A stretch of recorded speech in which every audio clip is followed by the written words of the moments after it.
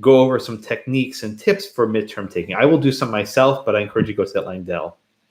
The second Langdell session will be the following Saturday, which is after your midterm. And she's going to go over the exam. What I'm going to do for the midterm is I'm going to give you one of my old exams. I won't tell you which one, but we one of my old midterms. We're not going to use ExamSoft. They're not going to be exam numbers.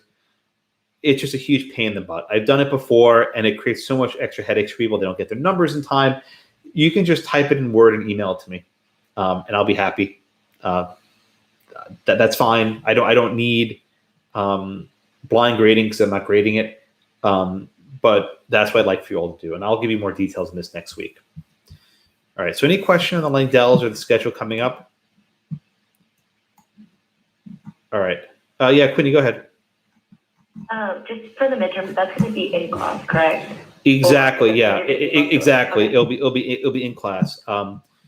What I might do, and I haven't decided, I think I'm probably going to end up doing, is that the exam's actually an hour and 30 minutes, and your class is an hour and 15. So what I might just ask is, if you want, to stay until 12 instead of 11:45. I don't think you have class afterwards, so that shouldn't be an issue. My C1 students will hate me because I have to start at 8:45 instead of 9, but I think for you it will be not much of a burden. So yeah, it'll be in class. What I'll just do is I'll email you the file. You'll just download it. You'll take it. You'll type it in Word.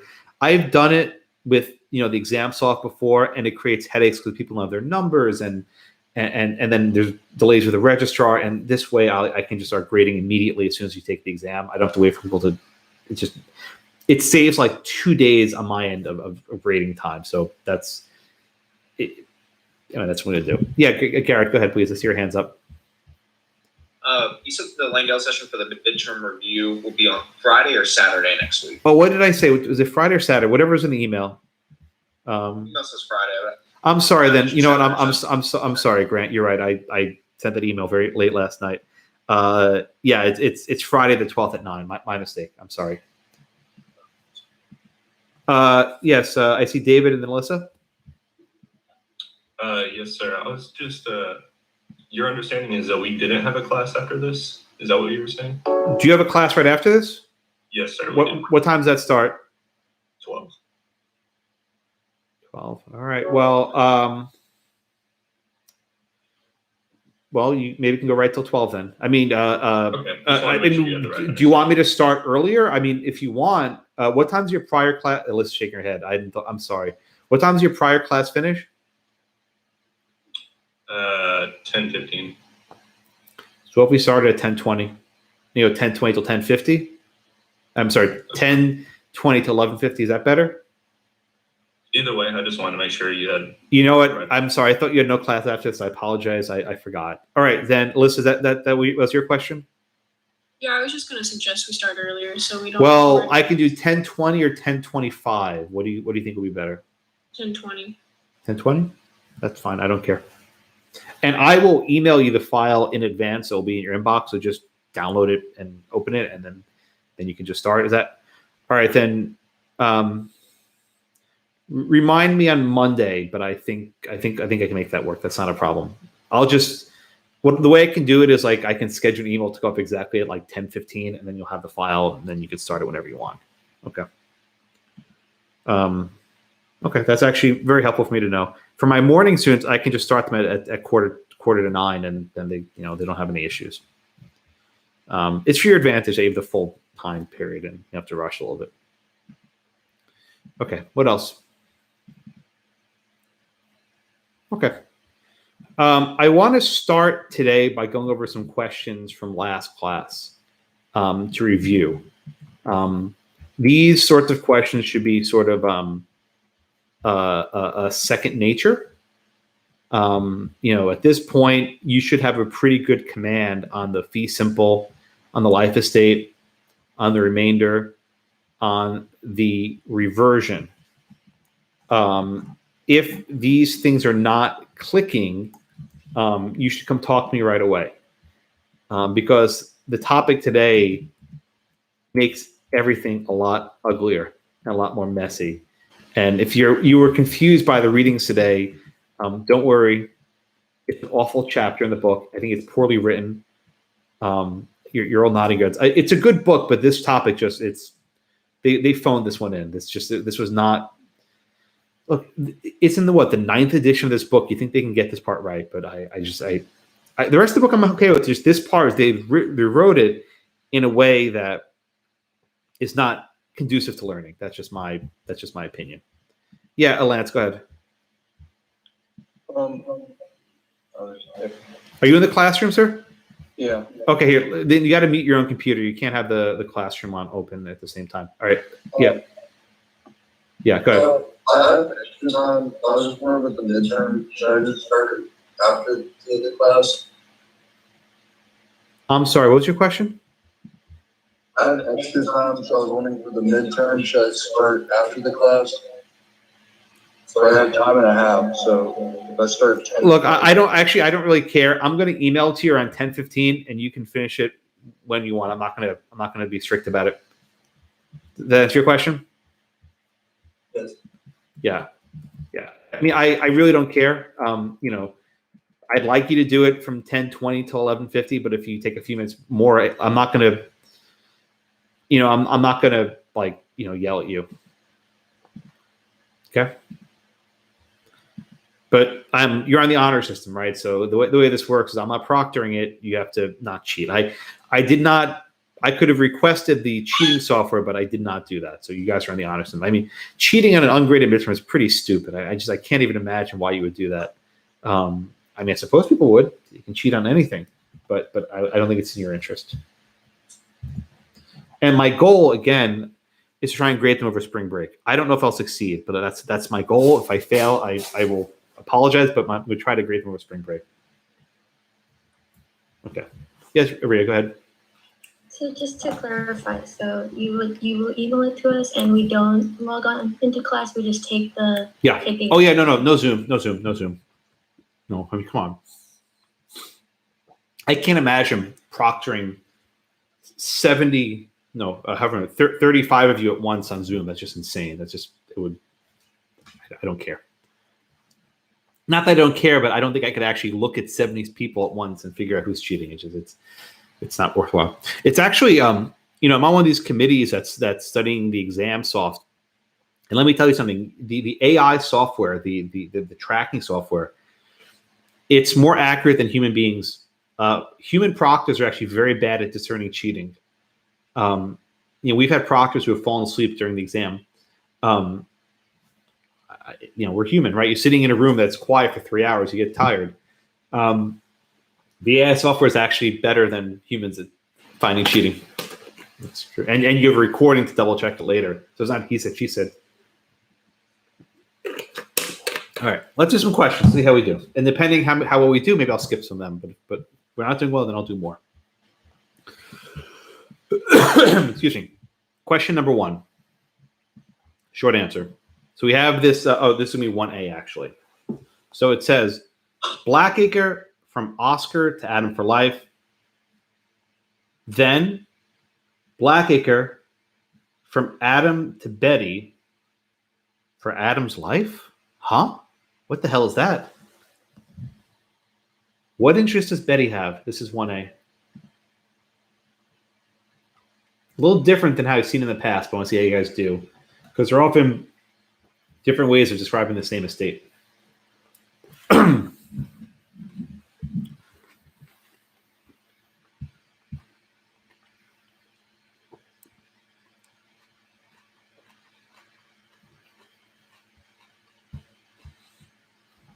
All right. Okay. I actually did pretty well on this one. Okay, good. Let me stop it. The answer here, again, this is just review, is a life estate per Autrevis, which most of you got right, which is pretty good. You spelled Autrevis many different ways, which is perfectly acceptable. A life estate per Autrevis. What's a life estate per Autrevis? It's a life estate measured by someone else's life. Okay. Now, this is not a remainder. A number you put remainder. Okay? Why is it not a remainder? Pay very close attention to the punctuation. Okay? Blackacre from Oscar to Adam for life, period. So Oscar only gave Adam a life estate. At that point, Adam gave his interest to Betty. And what's the interest he gave to Betty? It was a life estate Prop1-2. There's no remainder. It's not a future interest. It's in the present. So Betty gets to live on Blackacre for the duration of Adam's life. So it's not remainder. All right, now look at 1B. Grayson, not yet. Just trust me on this one. Go look at 1B. What interest does Oscar have in this conveyance? Again, keep in mind there are two sentences, which means there are two conveyances, one after the other at different points in time.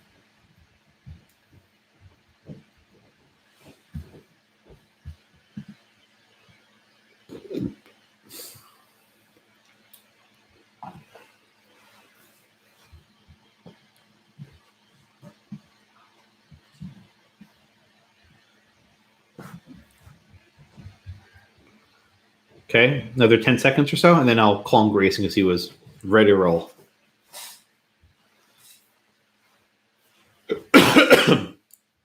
Excuse me. All right, I'll stop it here. All right, Grayson, you were eager, so I will call on you, then I'll ask you a question afterwards. What estate does O have here? I put reversion and fee simple. Why is reversion and fee simple? Because once the future interest lies with him and no one else, because once it follows the life estate, so it'd be the remainder follows the life estate, and because there's no remainder interest given to anyone, it'll be revert. I don't want to say reverter, but it will go back to the grantor. All right, Grayson, you're almost there. What's the definition I gave you last class for a reversion? How did I define it? I gave you a very specific definition, which I'd like you to use. Future interest after a life estate Keep going. that goes back to the grantor. That's it. What do you call a future interest after life estate that goes to a third party? Third party. There are only two. We've only had two future interests we've studied so far. Right. So it would be a remainder. Okay, good. I want you to just know these definitions by heart. A future interest after life estate that goes to a third party is a remainder. A future interest after life estate that goes back to the grantor or the transferor, you'll see sometimes, is called reversion. So in this case, O has reversion and fee simple. Okay, now what's your question, Grayson? So I noticed that like you emphasize then, like make that a big point. So is there any way to tell when we're talking about then, that word, to tell when they're talking about present interest or future interest that follows? Well, in this question, there's only one present interest conveyed by Oscar. And that present interest is a life estate. And no matter what happens, that present interest won't change. It becomes life estate Prop1-2 when it goes to Betty, but the present interest remains the same. I put the word then there to signify that there's a second transaction, right? That there's a period, then. So, today Oscar gave Adam a life estate. Tomorrow, Adam gave Betty his interest in Blackacre. But I'm trying to signify these are different sequences. That answer your question? Yes. Yeah. You sure? Yeah. I just, because then kind of seems like then is like later. Yeah, exactly. I could say tomorrow or the next day Okay. or 1 year later. I could say anything I want. Yeah. Thank you. Let's try question 2. 2A, actually. You're doing well so far, so I'm cautiously optimistic. Blackacre from Oscar to Adam for life, comma, then to Betty for life, period. What interest does Betty have here? 2A.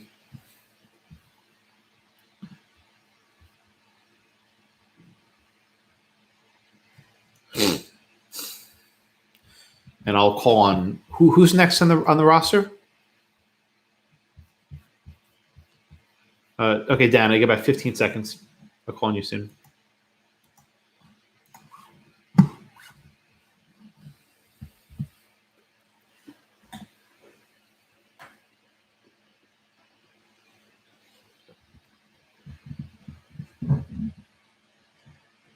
Okay, Dana, let's see. What do you got? I said remainder and life estate. Okay. Be cautiously optimistic for a reason. Maybe I You ruined can be it. cautiously optimistic. That's fine. Why is it? Why did you say? First off, why is it a remainder? Let's start with the simpler part. I said remainder because it's the future interest that follows a life estate. That's correct. And the third party, and the Good. third party would be Betty. Very good. Now, why do you say remainder in life estate, not remainder in fee simple? Because Betty only gets it for life. She doesn't have the full bundle of stakes. Okay, so good. Perfect. Okay, very good, Dan. Exactly right. Remainder in life estate, which is the right answer. But 80% of you got this one right. If you're at life estate, that's wrong. It's not life estate. It's remainder. She doesn't have it yet. It's future. If you're remainder in fee simple, that's wrong. But yeah, most of you got that one right. Very good. All right, let's try 2B. Or not 2B. Okay. This question is this: what interest does Oscar have here?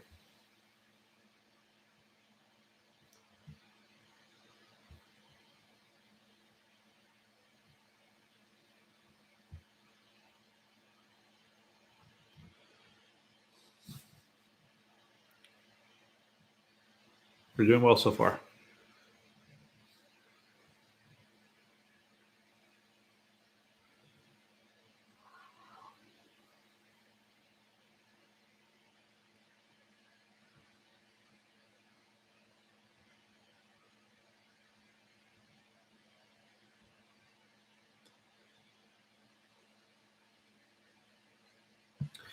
All righty.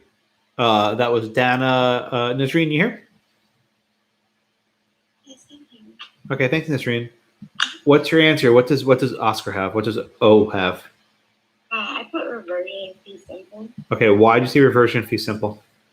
because after Betty dies, it goes back to the grantor, and reversion in fee simple is the future interest that follows a life estate that goes back to the grantor. Perfect answer, 100%. That's exactly right. Very good. Good job. I think just about all of you got this one right. Someone put reversion life estate.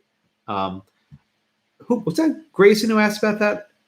Someone asked about that. I actually emailed the casebook editor and I said, "Can you have reversion life estate?" I thought the answer was no. He said he's never seen it, so the answer is no. A reversion will, I think, always be in fee simple. I mean, maybe, but just for your own assumption, reversion in fee simple. Okay, so good. Okay, I think you guys got this one pretty tight. Okay, excellent. You all got this one right. One more before we move on to new stuff. Look at question 3. See how you guys doing this one. This one's a little trickier. Okay, Blackacre from Oscar to Adam for life, period. Then Blackacre from Adam to Oscar for Adam's life. What interest does Oscar have after the second transaction? So you guys do it this one. And this will be for Elizabeth.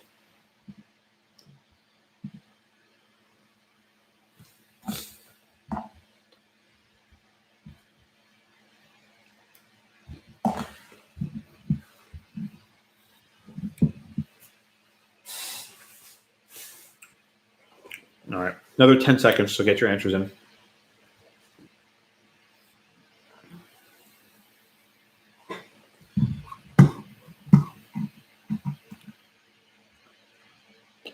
All right, Elizabeth, what do we got here? What's your answer? So I'm pretty sure I got this one incorrect. Don't be confident. Don't be. You're in law school. Be confident. So after the second transaction, Oscar would have. So Adam has life and estate from Blackacre from Adam to Oscar. Or Adam. So he would have a remainder in life estate. Well, let's look at one at a time, right? So at the beginning of this transaction, what did Oscar have at the very beginning before he did anything? What did he start off with? Fee simple. Okay, so he had a fee simply the full bundle of sticks. He chops up his bundle of sticks in half, right? He gives one stick to Adam. What's that stick? The present interest In, be precise. in life estate. Okay, very good. Thank you, Elizabeth. So Oscar gives to Adam a present interest in life estate. That's the first stick. What does Oscar keep for himself? He keeps the future interest. What's a future interest called? A remainder. No. No. What do you call the future interest after life estate that goes back to the grantor? Oh, a reversion. Okay, good. So just to be clear, Adam has a life estate, a present interest stick, and Oscar kept himself the future interest, a reversion stick, right? Look at the second sentence. What exactly is Adam giving to Oscar? So he's just giving him. What is Adam giving Oscar? The present interest In? in life estate. Okay, good. So Adam is giving Oscar back his life estate. What So he happened? would have fee simple then. Say it again. He would have fee simple. Why would Oscar have fee simple? Since he got back his present interest. What does he then have? So now he has the two present and future interest. And what happens when you get the full bundle of sticks? Mhm. What do you call that when you have the full bundle of sticks? Fee simple. Perfect answer. See, you be confident. You got it. You knew exactly what to do. The answer here is fee simple, which about maybe not half of you got it right. This one was harder. Okay, thank you, Elizabeth. Very good. This is what's called the merger doctrine, right?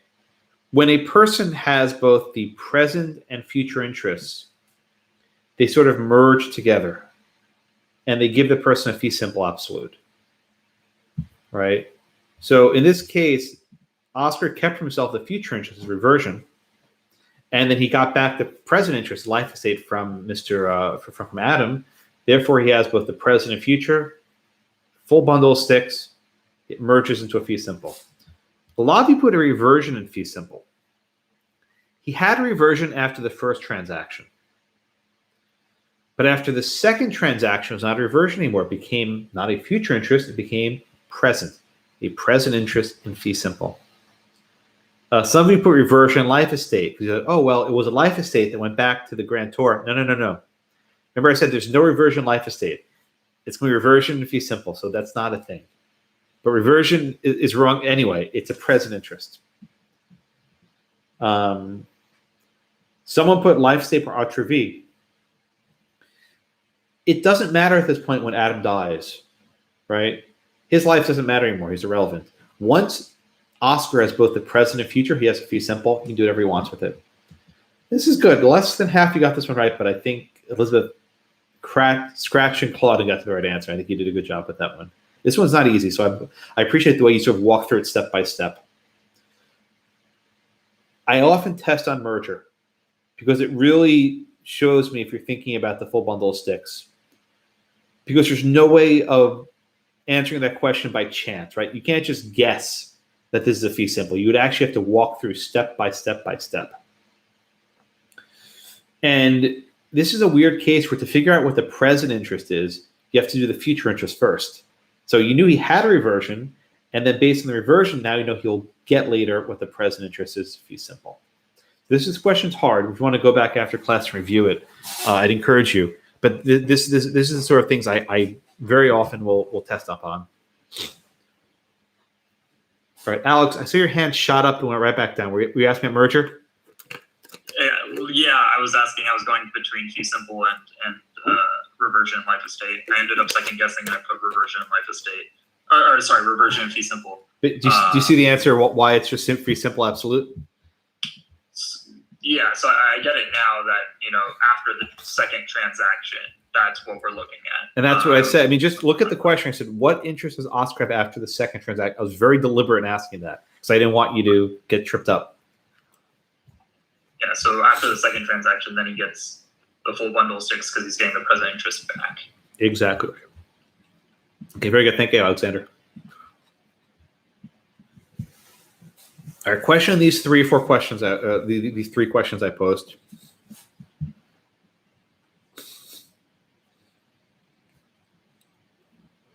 No? All right. We're starting a new topic now. So far, we've done 2 present interests and 2 future interests. Today, we're going to be adding several new items to our list, right? So far, we've done the fee simple, life estate, present interests, and we've done the remainder and reversion, future interests. We are adding to our list. And I want you to put a table into your notes, and I'm going to share my screen so we can all look at the same thing. You're going to like this table today in class. You'll probably like it on Friday, but come next week, you're going to say, Josh, this table's worthless, right? Why? The rules of property are not so neat. They follow rules to an extent, and then they stop following these rules that are predictable. So this rule will be helpful today. It'll be helpful in class on Friday for our makeup. Oh, by the way, if you can't make it on Friday, please just email me that you've watched the class afterwards. I'll mark you present. And I think that'll just be a fair compromise. But just make sure you watch it before our follow-up class on Monday. So watch it over the weekend, please. Excuse me. But if you can be here live is always better. That way you can ask me questions. You know, when we watch on YouTube, you can't ask me questions. All right. So look at this table. We have 4 columns. The estate, the duration, the future interest, what I call the magic words. The column on the left is what you might call the present interest or the estate, a fee simple or a life estate. And we've discussed a fee simple quite a bit. What is the duration of fee simple? Basically forever. Now, it doesn't literally mean forever, right? Nothing's forever. Eventually, the world will end. The United States will not be here at some point, right? The continental drift, the asteroid will strike the Earth, right? Nothing is actually forever. Okay? Nothing's actually forever. But for property purposes, the fee simple basically lasts forever. Critically, with the fee simple, you can control not only the present interests, but also the future interests even after you die, right? You can say, I leave this to my heirs, or I leave it to my cat, or I leave it to the school board, right? You can control what happens after your death. What are the words used to convey a fee simple? To A and his heirs, right? Very simple. When you see the phrase and his heirs, you know you're talking about a fee simple. And in this case, who has the future interest? A's heirs. Okay. Your heirs do not have to be your blood relatives. You can say your heirs to whomever you wish. But the point of a fee simple is you can decide who your heirs ought to be.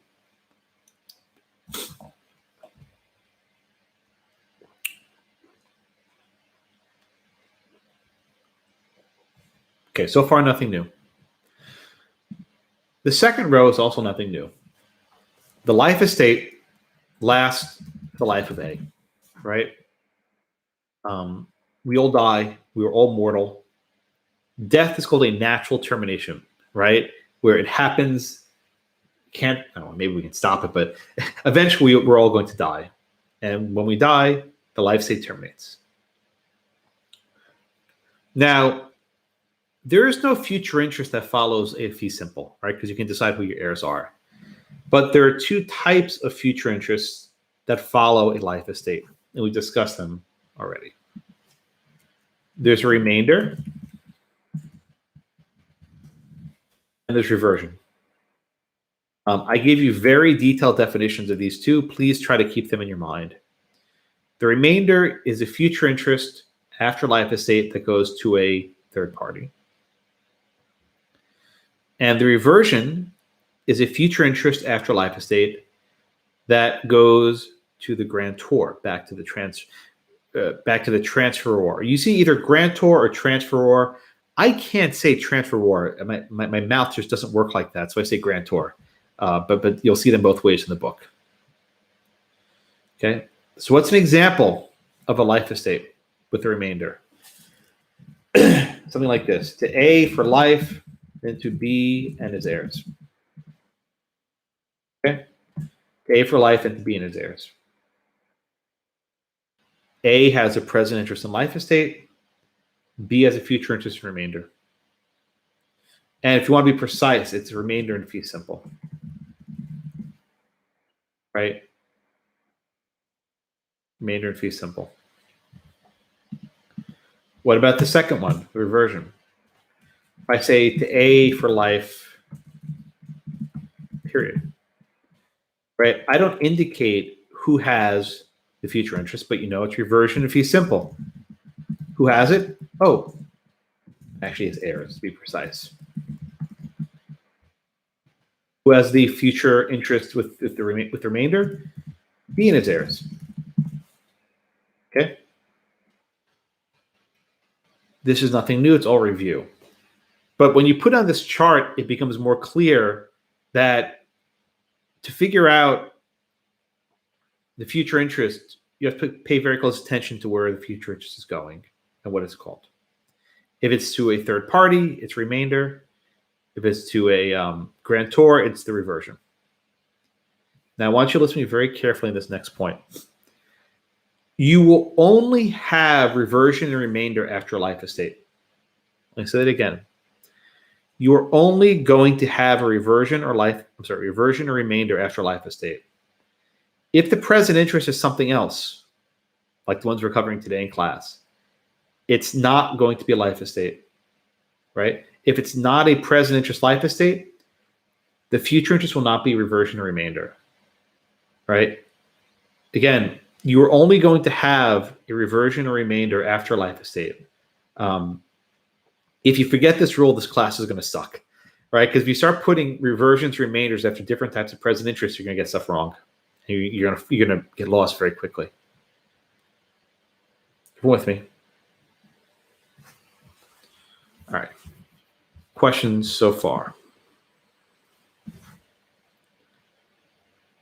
Questions so far? Liars. That's okay.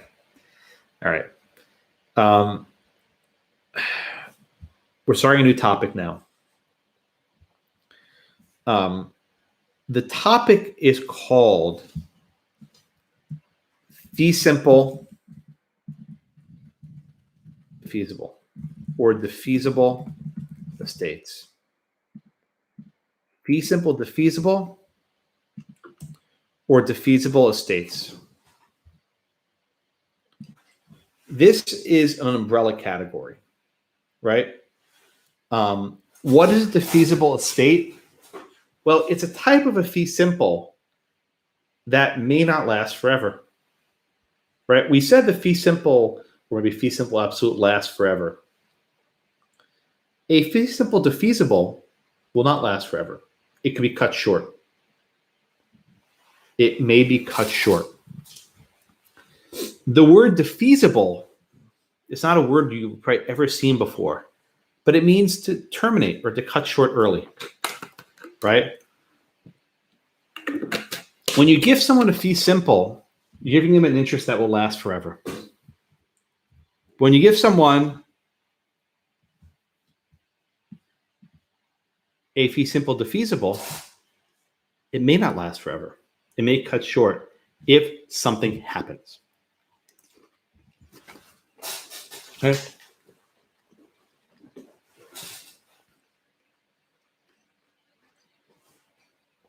In your notes, please spell out the full term. Do not abbreviate. Fee simple defeasible. Please, please, please do not write FSD. I know you're going to want to abbreviate.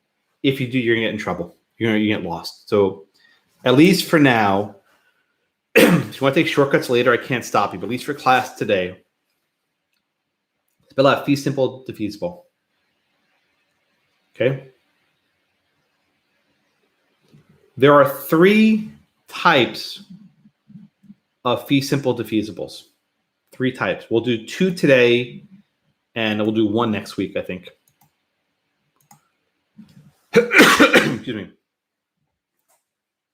The first type of a fee simple defeasible we'll study is called the fee simple determinable. The fee simple determinable. Okay, now be very careful. Students will confuse, and I probably will do it myself, the word defeasible and the word determinable, right? Fee simple defeasible is the umbrella. That's the big category. One type of a fee simple defeasible is the fee simple determinable. This is why you should not abbreviate FSD.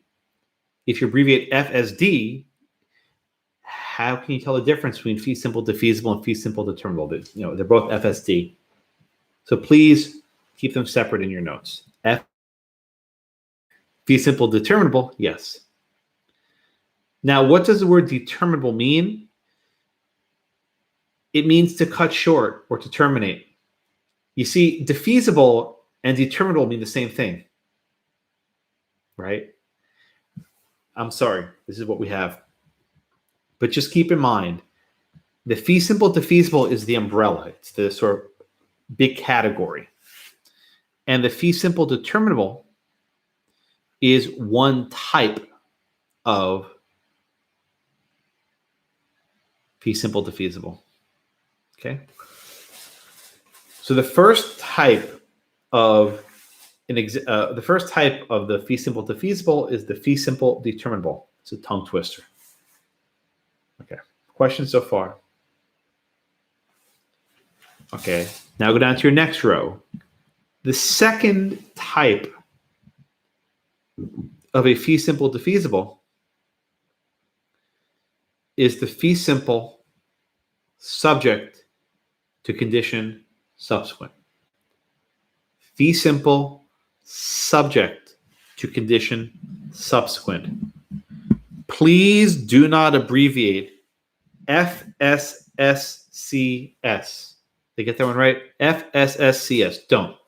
You see why, right? Because you're going to drop a C, you're going to drop an S, because it's a tongue twister, right? My friends, just say it out. There's a word count in the exam. You got to say it out. Don't abbreviate. Fee simple subject to condition subsequent. All right. So let's go one step at a time. What is a condition, right? Well, I'll give you an easy example, right? Let's say I give my kid a weekly allowance of $5. And I say, okay, I'll give you $5 every week. But if I find out that you're not doing the dishes, I'm going to take the money back. You have to return your allowance. Good luck, Josh, getting it back. But in theory, right, you can have a condition, right? I'm going to give you $5, but if I find out you're not doing the dishes every day, I'm going to take the money back. Right? We call that a condition subsequent. Why? Because I'm giving you something, and then afterwards I check if you're following a condition, right? I'm giving you the money, and then afterwards, subsequent to giving you the money, I check if you're actually doing it. If you're not, I can take it back. Let's say I'm a stricter parent. I put the condition up front. I say, okay, do the dishes, then I'll give you your $5 allowance. If you do the condition first, it's called a condition precedent, right? The condition precedes, it goes before the payment. So in law, sometimes you have a condition precedent where you put the condition up front. And sometimes you have a condition subsequent where you put the condition on the back end. This is the second one, the fee simple subject to condition subsequent. So here you put conditions on the back end. All right, we'll explain this more in a few minutes, but I want to get just the general gist of what these phrases mean. The third one we're not going to do today. It's called the fee simple subject to an executory interest, or a fee simple subject to an executory limitation. You'll see it both ways. I'll use both phrases. We'll do that in class next, maybe Friday or Monday. I can't remember which one. We'll do it in another class.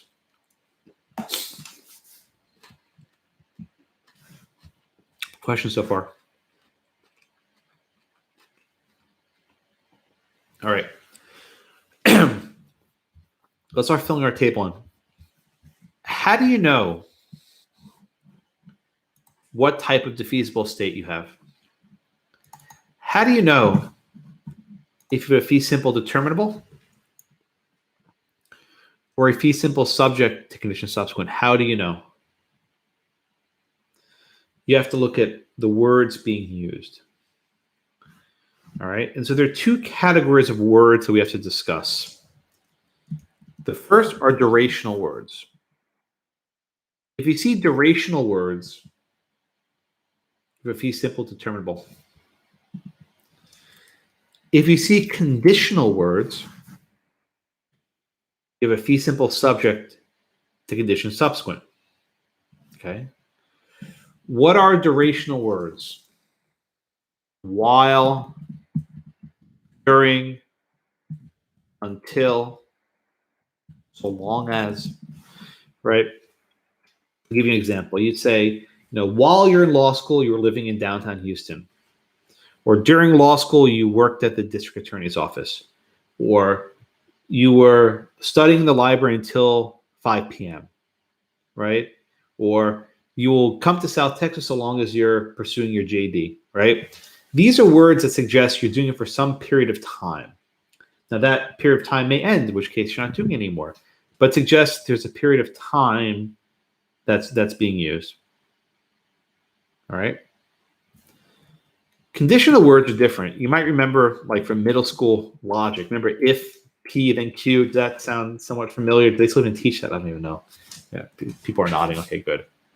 So if you see phrases like but if, provided, however, on the condition that, these are words that are conditional, right? There's a condition. I will go to the library, but if the library closes, I'll go study at home, right? It's a similar concept, right? I will study in the library till the library closes, or I'll study in the library while it's open, or I'll study in the library, but if the library closes, I'll go home, right? You're saying the same thing in different ways. And that's why this topic is tricky. Often the difference between a fee simple determinable and a fee simple subject to condition subsequent is very small. It's just different words that were chosen, like in Mahrenholz, which we'll probably get to on Friday. We're not going to get to Mahrenholz today, I don't think. All right.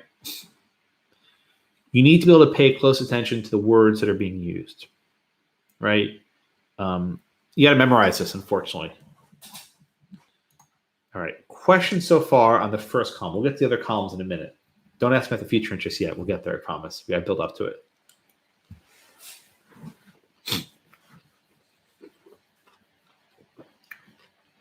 No questions? Okay. Yeah, let's move on then. Excuse me. All right. So let's start actually with the fee simple subject to condition subsequent. And let me just show you what one of these looks like. From O to school, but if Blackacre is used for residential purposes, O has a right to re-enter. Okay, so just look what's going on here, right? From O to school, comma. Let's say you put a period there. Let's say if I said from O to school, period. What would the school have? School would have a fee simple. Right? If I put a period right there, from O to school, period, it's a fee simple. But I did not put a period there. I put a comma, but if. What exactly is that? It's a fee simple followed by a condition. Is it a condition precedent or a condition subsequent? It's a condition subsequent because the condition comes after the conveyance of the fee simple. So literally, it's a fee simple followed by a condition subsequent. Or we say a fee simple subject to a condition subsequent. Everyone see that, right? The condition comes after the grant of the fee simple. You'll see other stuff later where it comes before, which is condition precedent. But this is the condition that comes afterwards. The comma but if is very important, right? You have the fee simple, comma but if. The condition comes afterwards. You have a fee simple subject, the condition subsequent. Alyssa, go ahead. So if you had put a period after that first instead of a comma, then that second part of the thing would have meant nothing, right? It would not be relevant. Well, I don't want to say nothing, but because often when you have non-lawyers writing stuff, courts have to get creative. But if you just said from O to school, period, the short answer is it would probably be a covenant, which will cover in property too, right? It's basically putting a condition on the surrender on how the property is being used. But I don't think it would create a fee simple subject to condition subsequent. That's right. I guess I really don't understand the difference. You haven't learned covenants yet, so don't worry about the difference. Okay. But the short answer is if you put a period there, it would probably not be a defeasible estate. O would have it in fee simple, but there'd be a restriction on how the property can be used, which is different than this. The short answer, Alyssa, this is way beyond your class this semester, is if you violate a covenant, you have to pay damages, or maybe there's an injunction. You don't lose the property. If you violate the fee simple subject to the subsequent, you lose the property. So there's a huge difference. But that's next semester. You're like 6 months ahead. Or actually even more because it's in the fall. Luis, go ahead, sir. Yes, so I understand the phrasing, but my question was the very back end where it says We're not there. We'll Okay. I promise we'll get there later. I am deliberately going in pieces before I get to the end. So I'm not there yet. Okay, gotcha. Okay, very good. All right. Any questions on the present interest, right? It's a fee simple subject to condition subsequent because you have the fee simple followed by a condition subsequent. Therefore, it's a fee simple subject to a condition subsequent. Right? Again, the condition comes after the comma, so it's a condition subsequent. You're going to see where the condition comes before. We'll have other examples, so just be very careful. Sometimes students see the words but if, and they'll say, oh, it's condition subsequent. Yeah, but the comma came before, right? The but if came before the comma, in which case we have a condition precedent. All right, everyone with me? All right, guys. Now let's go back to our screen share, which I don't like doing, but I have to do today. And let's give you an example of the fee simple determinable. From O to school, so long as Blackacre is used for school purposes, period. Oh, I'm sorry. The O didn't come through. Sorry. From O to school, comma. So long as Blackacre is used for school purposes. So again, we have from O to school, comma. If it was from O to school, period, we have a fee simple, but we don't have a fee simple, period. We have a comma. And what comes after the comma? It's not a conditional word like if or provider, however. It's word of duration. And when you have a durational word that comes after the comma, right, it's going to be a fee simple determinable. All right. Again, it's not going to be reversion. It's not going to be remainder. Remainders and reversions follow life estates. The fee simple determinable follows a fee simple. The fee simple subject to condition subsequent follows a fee simple, right? But it's modifying the fee simple. Don't get tripped up, right? Now I can trick you, right? How am I going to trick you? I can say from O to A, so long as A is alive. Ooh. Yeah, right. You got that. Luis is smiling. I can see. From O to A, so long as A is alive. Or from O to A, but if A dies, O can re-enter. That's just a life estate. I just tricked you, right? Again, what if I said from O to A, so long as A is alive? That's a life estate. The fact that you use these magic words doesn't get you home, right? That's not 100%. You still have to look at what's going on. If what's being measured is a person's life, that's natural. That's not an unnatural death. That's natural. I'm just writing life estates in a very fancy way. It's a life estate. So again, from O to A for life, or from O to A so long as A is alive, same thing. Or from O to A, but if A dies, O can re-enter. It's a life estate.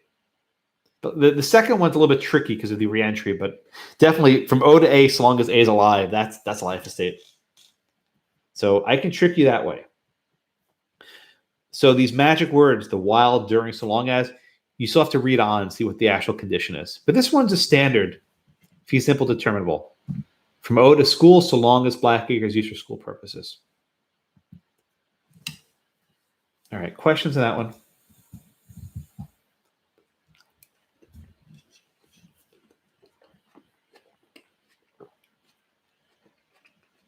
I don't believe you. Someone has to have a question. This is not easy.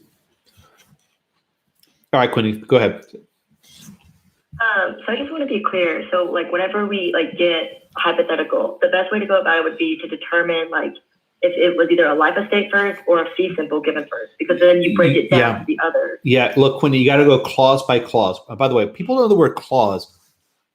When I say clause, when you have a sentence and you have different parts separated by commas, each part separated by commas is called a clause, like Santa Claus, right? So you go clause by clause. You read from the start of the sentence to a comma, then you read from the next comma to next comma, and then eventually get to a period. There's always going to be a period at the end. So far, these have, 2 or 3 clauses? I can give you 5 clauses in an exam, right? I can just squish them all together. I'll always have commas separating them because I think that's useful for you. But you still have to go line by line, word per word. You have to go from left to right. Now, I'm going to give you a preview, Quinny, of why you're going to hate me next week. There are some questions where in order to figure out the present interest, you have to figure out the future interest first.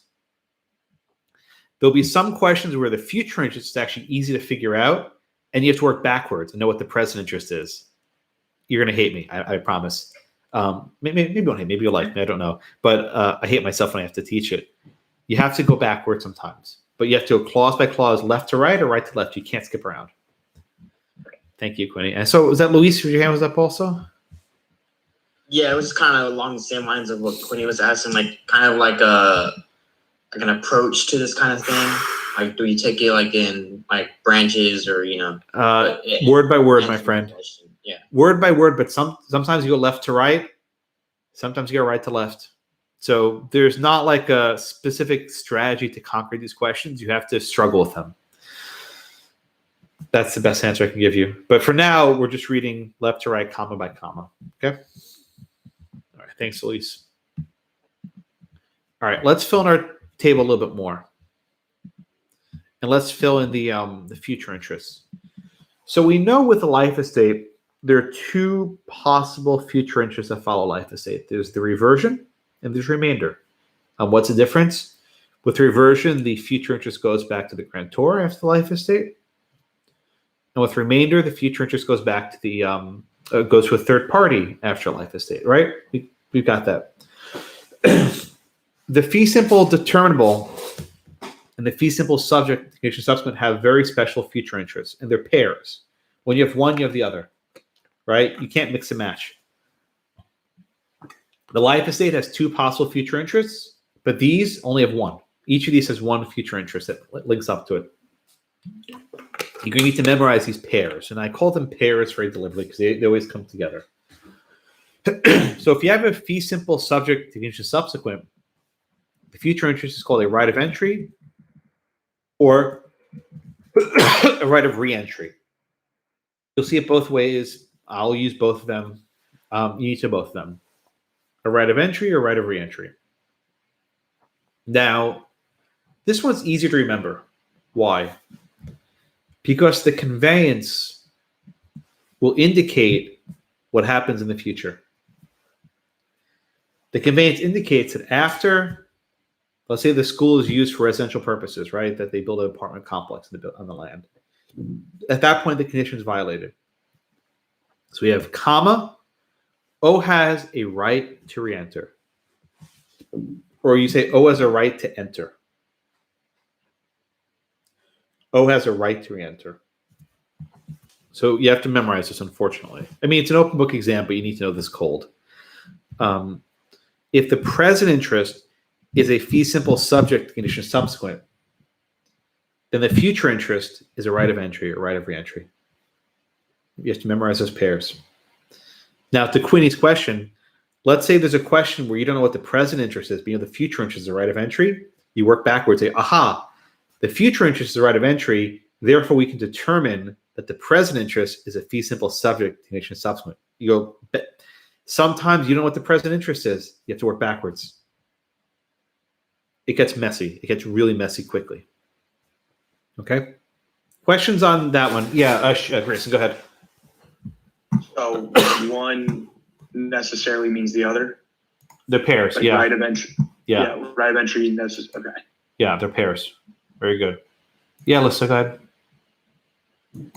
The book also says that the right of entry or reentry is also known as the power of termination. Yeah, it Do you not is. want us to- I don't think I've ever used that phrase in my entire career teaching, but it's not wrong. I just don't see it very often. But yeah, you can call it that if you want. All right, thanks, Alyssa. Yeah, what makes this topic so complicated is that there's many words for the same thing. I try to keep things as simple as possible, but there's a lot of other terms you can use. All right. Let's fill in the next box. The fee simple determinable box. So go back to the screen. Okay. The future interest that follows the fee simple determinable is called a possibility reverter. A possibility reverter. Now you'll notice, look at this grant. It doesn't indicate who has a future interest. With the fee simple subject to condition subsequent, it spells it out clear, black and white, right? O is right of reentry. With here, we just end with a period. There's nothing. It doesn't tell us. You don't have to write out the fee simple determinable followed by a possibly reverter. With this type of estate, you can't work backwards, right? You don't know what the future interest is because it doesn't tell you what it is. You have to work forwards. And so if you know you have a present interest in fee simple determinable, you know the future interest is possibly reverter. All right, now, please make sure your notes are correct. I want you to just look at these two rows, one on top of the other. The future interest after a life estate is reversion. The future interest after a fee simple determinable is a possibility of reverter. I can't tell you how many students confuse these terms. So many students will say possibility of reversion. Do not say that. That is not a thing. There is no possibility of reversion. Students will say, oh, after life estate, you have a reverter. That is not a thing. There is no reverter. That's why I yelled, I can't remember who I yelled at, but I yelled at someone last class saying, don't say reverts, don't say reverts, right? Remember I said that? Because of this possibility of reverter. Possibility of reverter comes after fee simple determinable, and reversion comes after life estate. Just try to keep those straight in your head. Okay? Now, why is it possibility of reverter? It's not certain to happen. It's a possibility. Let's say that the school uses it for school purposes forever, till the end of times, you know, when the asteroid comes and takes all of our misery, right? It's always a school. They get to keep it. There's no guarantee O ever gets it back. O will only get back the property if they build a apartment complex on it or whatever. So it's a possibility. Not certain to happen. It's a possibility. So it's a possibility of reverter. There's no guarantee. That's one way to remember it. Okay, questions?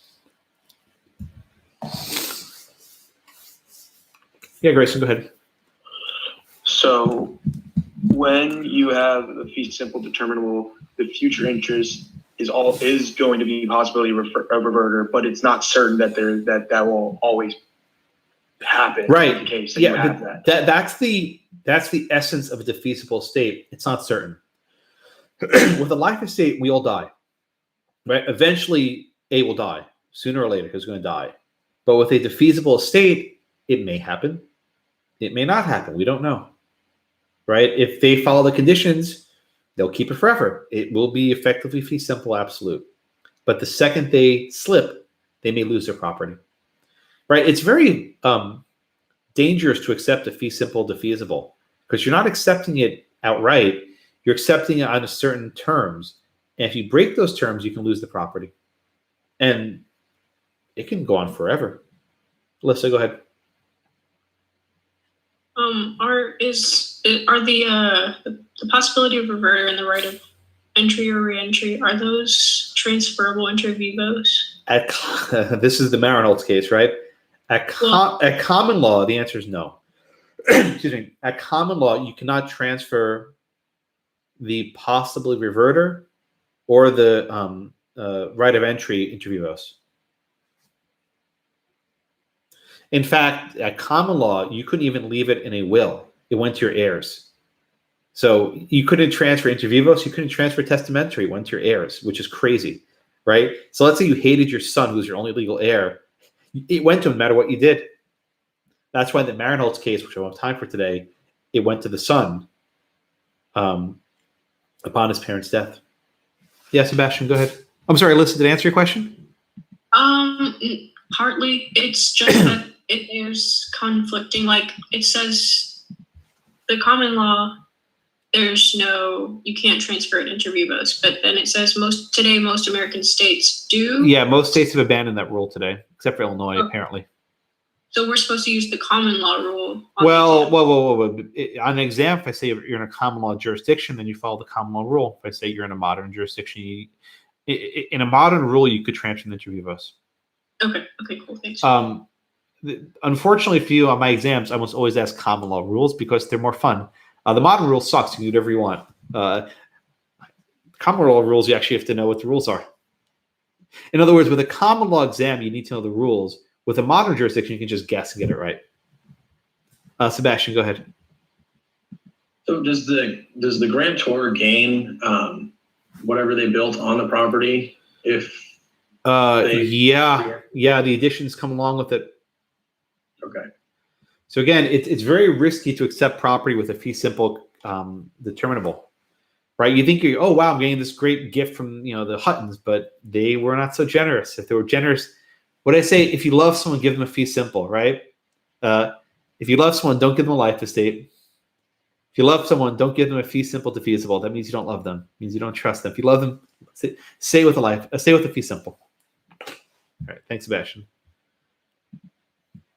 All right. Questions so far? All right, let's go back to our table. Okay, let's go back to our table for a bit. We're almost out of time, but we'll go right to the end.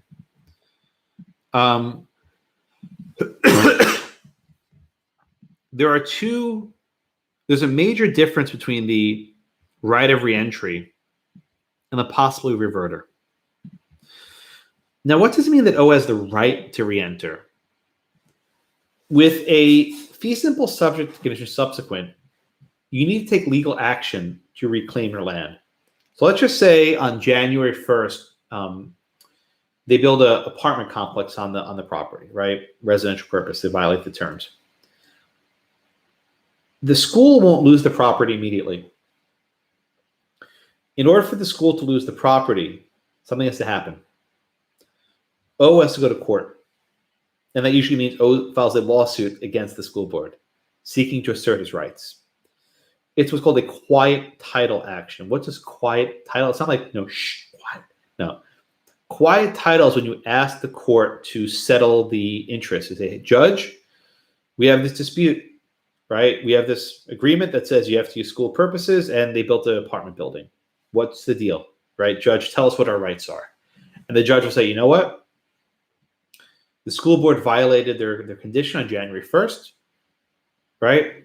Therefore, I now say that that O has a fee simple absolute, right? At that point, usually there's a settlement, right? Where the school says, yeah, how about we give you some money to go away? So they settle it, and they can resolve any disputes. But you go to the court. But the key factor is you need to go to the court, and when the court declares that there's a fee simple, that's the new state of the title. right? The court has to make a declaration, right? It's not automatic.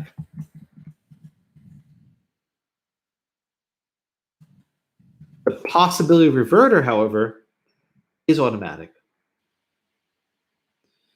right? This is a violent future interest. The moment that you break the condition that you're not using for school purposes, you've lost it. Fee simple goes automatically to the grantor or whoever holds the fee simple determinable, right? I'm sorry, whoever holds a possibly reverter. So let's just use Hutton, for example, right? In our case today, Harry's parents had died, so he held this fee simple determinable. As soon as the school broke that condition, which they apparently didn't, but let's assume they broke the condition, Harry would then have the property in fee simple. Right? And he can convey it to the Mahrenholzes if he wanted to. Right? If it's a fee simple determinable, as soon as the condition is violated, you can transfer it. If it's a fee simple subject to condition subsequent, you need to take legal action to claim it, and then you can transfer it. You don't get the fee simple till the judge says so. With a fee simple determinable, you don't need a judge. You have it right away.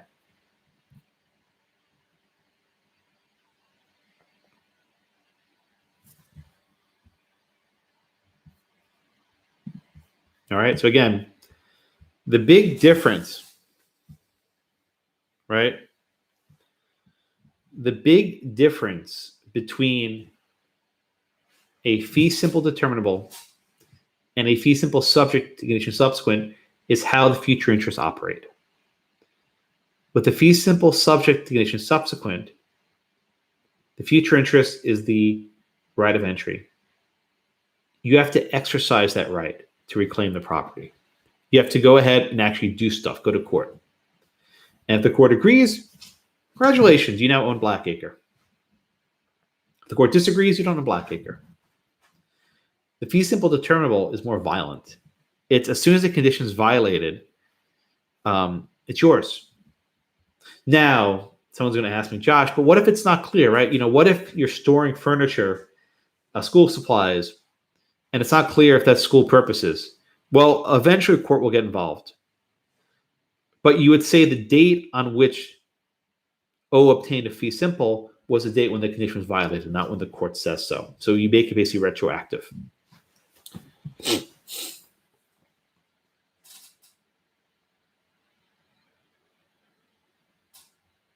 All right, questions? Is this clear? I don't believe any of you. This is not clear. I hate it. Yes, Rhea, go ahead, please. I may just like be imaginative, but what if nobody realizes that whatever, like, or in the fee simple determinable, what if no one realizes it stopped being used for school purposes and no one like? What a really good question. Then for years, the school board would not actually own their property. If people forget out about it, they just like, all right, whatever, they don't know. But at any point, the heirs of Hutton the heirs of Hutton come along and claim the property. Okay. Right? With the other one, with the fee simple subject to condition subsequent, if no one takes any action, then everything's status quo. It's still fee simple, right? But if you have a determinable, you lose it. Now, the book says in some jurisdictions they put a time limit. They have 40 years or something to assert. But it's automatic. Yeah, Lacey, go ahead. I know you said the the future interest isn't in the common law isn't transferable. No, not all future interest, specifically the possibly reverter and the right of entry.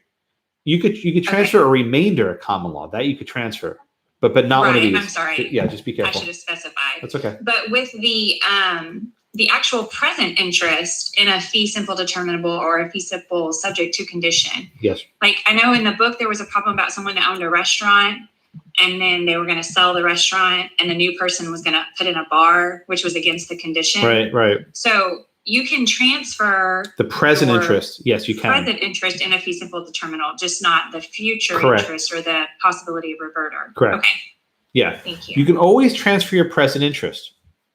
The reason why at common law you couldn't transfer the possibility of reverter was it was just a possibility. It may not happen. And the courts were very skeptical of transferring something that may not even be a thing. A remainder is almost certainly going to happen. Not always, but it's a good chance. But the possibility of reverter may never happen. So the courts didn't like those being transferred. We'll talk about transferring remainders next class or the class after. It gets messy also. Okay, I see Alyssa and I see Garrett on deck.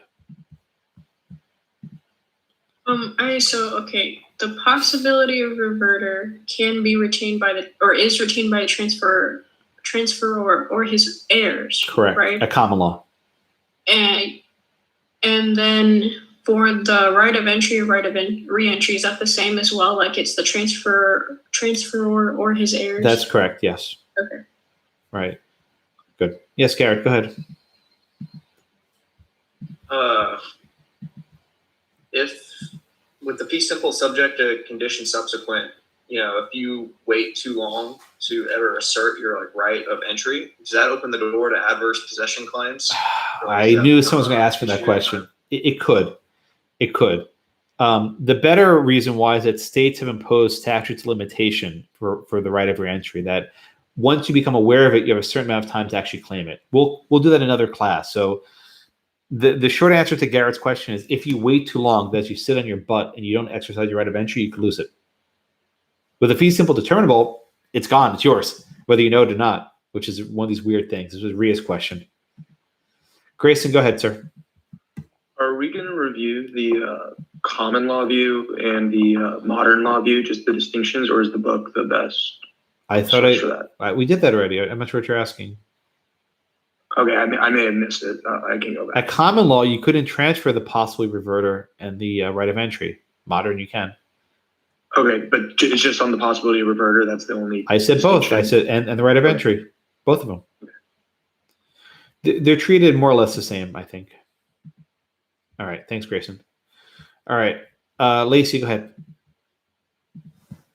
Sorry, I have another question, and it may be simple, but why would you ever do a fee simple subject to condition instead of just always doing a fee simple determinable if that's automatic and it takes less? I don't even understand as a property owner, why would you ever do the? Well, maybe that's what you negotiate for. Maybe the other party wants to give themselves more time to figure it out. It's less violent. In fact, some states have eliminated the fee simple determinable because it's so violent. Okay. Yeah, Michael, and then I'm out of time. So one more question. Michael, you there? Your hands up, Michael. I think he's in the classroom. Oh, I'm sorry. Sorry about that. Yeah, go ahead, Michael. Yeah, you might have already mentioned this, but does remainder and life estate have a place in this chart? It's on the chart. Well, I didn't add that, but I could. Yeah, remainder and life estate would be on the chart as well. That's why the chart gets messy. You have remainder and fee simple, remainder and life estate. Yeah. So would that technically be a future interest or remainder? Yeah. All right. You know what? Let's build it out, and I'll end class on this note because Michael asked me to. Share screen. And by the minute Paul's running, if you need to go, I know I'm almost out of time, but we'll appear. So let's have another example. So I'm over here and I write to A for life, then to B for life. Is that Michael? Yep. So there you actually have two future interests, right? There's a remainder in life estate for B. And then what's the other future interest, Michael? Finish it up. Wouldn't that just be a reversion and be simple? For who? Whoever gave it to A. Oh, yeah, it's always O. Yeah, so look, you can add another row if you want. So you have remainder in life estate. That make you feel better? It does. It makes me feel a lot better. I'm so happy. You're going to hate this chart next week because you keep adding different rows and different twists. I try to keep it clean, but I'm always happy to answer students' questions. All right. This chart is very important. You need to memorize the pairings. We have a life estate. It can be followed by a remainder or reversion. When you have fee simple determinable, it'll be followed by a possibility reverter. When you have the fee simple subject condition subsequent, it'll be followed by the right of entry. You said you memorize those. All right. All right. I'm out of time. I'll have office hours around 2:45. Otherwise, I'll see you all Friday for your makeup class. Thank you all so much.